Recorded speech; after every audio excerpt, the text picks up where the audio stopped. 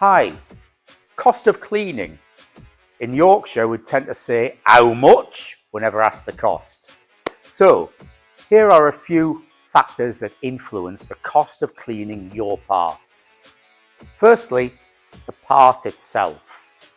How big is it? How much does it weigh?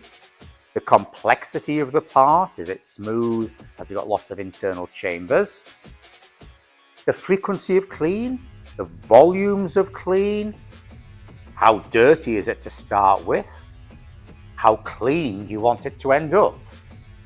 These interact in a fairly obvious way to influence the cost of the clean.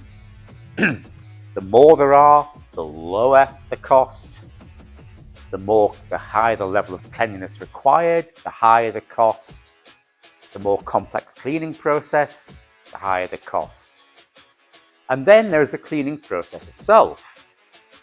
The cleaning process normally has 5 elements: unpacking, washing, rinsing, drying, repacking.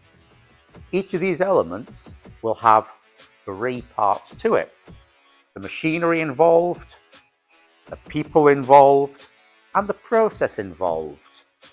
Again, they interact in a fairly obvious way to either increase or decrease the cost. The more careful handling, the higher the cost. If it can be done in bulk, the lower the cost. If they're small and require small machinery or just a couple of processes, the lower the cost. I hope this has kind of given you some idea of where the costs of cleaning come from. We do have a blog which goes into far greater detail and which may help you more. I'm Andy, owner of Sonic Solutions, one of the UK's foremost industrial parts cleaners.